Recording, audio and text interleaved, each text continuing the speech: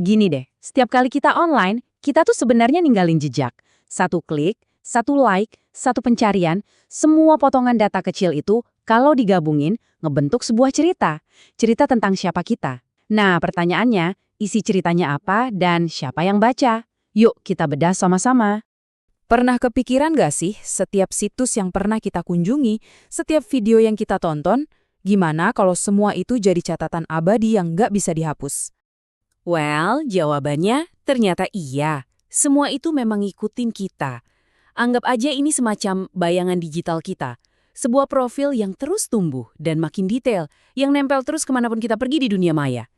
Nah, bayangan ini isinya apa aja sih sebenarnya?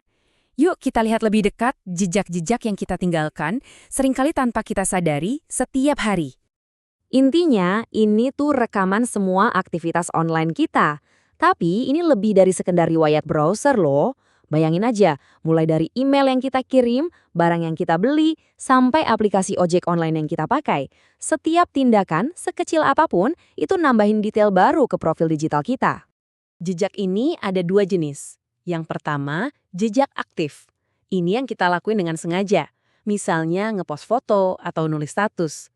Tapi yang sering nggak kita sadari, itu jejak pasifnya. Ini data yang dikumpulin di belakang layar. Kayak alamat IP kita yang dicatat, atau aplikasi yang ngelacak lokasi kita bahkan pas lagi nggak dibuka. Jejak pasif ini yang diam-diam terus tumbuh. Dan ini nih, bagian yang paling bikin merinding. Sekali informasi tentang kita ada di internet, anggap aja itu permanen. Ibarat beton digital. Kalau udah kering, ya udah nggak bisa diapa-apain lagi. Data kita disalin, di-backup, dibagiin, bahkan dijual. Mau dihapus sampai bersih? Wah, hampir mustahil. Oke, jadi kita ninggalin jejak permanen. Terus masalahnya di mana? Nah, resiko terbesarnya itu terletak pada di mana semua data ini disimpan. Ini yang membawa kita ke masalah sentralisasi. Coba deh pikirin. Waktu kita simpan file di layanan cloud populer, kita itu sebenarnya nyerahin kendali penuh data kita ke satu perusahaan. Mereka yang pegang kendali akses, penyimpanan, bahkan penghapusan. Intinya, kita tuh cuma bisa pasrah dan percaya aja sama mereka. Kerentanan ini punya istilah teknis, titik kegagalan tunggal. Gampangnya gini, kalau semua telur ditaruh di satu keranjang, keranjang itu jadi incaran empuk banget buat pencuri kan? Nah, begitu juga dengan data. Kita udah lihat akibatnya di kasus kebocoran data raksasa kayak Equifax dan Sony, di mana jutaan data pribadi bocor cuma karena satu celah keamanan. Dan ini bukan cuma omong kosong loh, ancamannya makin nyata. Di tahun 2023 aja, serangan cyber yang pakai data login curian itu naik 71%. Dan target utamanya? Ya, penyimpanan cloud terpusat ini. Ini bukan lagi resiko teoretis, ini udah jadi masalah serius yang terus berkembang. Bedanya tuh jauh banget. Di sistem terpusat, satu pihak megang semua kendali, bikin dia jadi sasaran empuk. Sebaliknya, model terdesentralisasi itu menyebar kendalinya, jadi jauh lebih kuat. Dan yang paling penting, coba lihat deh bagian privasi. Kunci data kita ya kita yang pegang, bukan lagi si perusahaannya. Oke, kalau sentralisasi itu masalahnya, ya berarti desentralisasi itu jawabannya kan? Mari kita lihat gimana model baru ini bisa mengubah total cara kita ngamanin data. Konsepnya tuh sebenarnya simple tapi jenius.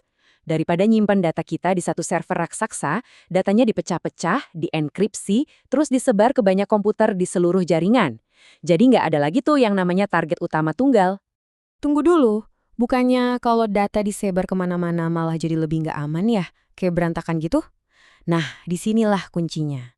Ada teknologi pintar di baliknya yang disebut blockchain. Blockchain itu kayak ngebangun benteng digital di sekeliling data kita, lapis demi lapis. Pertama, bayangin data kita itu punya kunci digital yang cuma kita sendiri yang punya.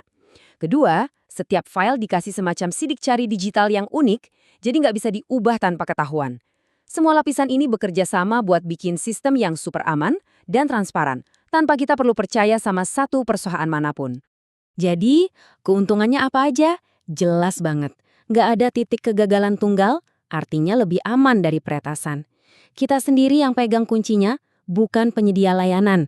Sistemnya juga tahan sensor, jadi nggak ada satu pihak yang bisa seenaknya hapus data kita. Dan yang paling penting, datanya nggak bisa diutak-atik.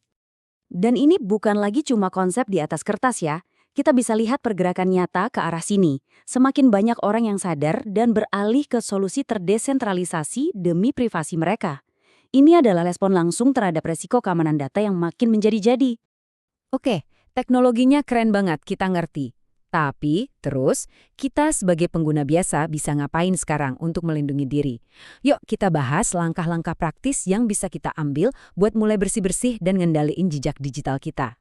Kita bisa mulai dengan rencana 4 langkah ini. Pertama, coba deh jadi detektif buat diri sendiri. Cari nama kita di Google, lihat apa aja yang muncul. Kedua, mulai bersih-bersih manual, hapus postingan atau foto-foto lama. Kalau kerjaannya banyak, ada kok alat otomatis yang bisa bantu. Dan terakhir, ini penting banget.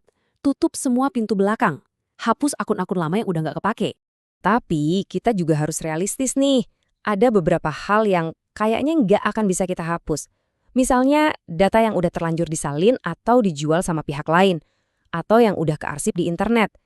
Ini semua udah di luar kendali kita. Makanya, pencegahan ke depannya itu jadi sangat-sangat penting. Nah, ini dia intinya. Ini yang paling penting dari semua pembahasan kita. Membersihkan jejak masa lalu itu bagus, tapi membangun kebiasaan online yang lebih cerdas dan sadar mulai hari ini, itu adalah strategi yang paling ampuh. Pikir dulu sebelum posting, batasi izin aplikasi, ambil alih kendali cerita kita ke depannya. Pada akhirnya, semuanya balik lagi ke pertanyaan ini. Setiap hari, cerita tentang siapa diri kita itu ditulis, baris demi baris secara online. Pertanyaannya, siapa yang pegang penanya? Kamu sendiri? Atau kamu biarin perusahaan dan algoritma yang nulis cerita tentang dirimu?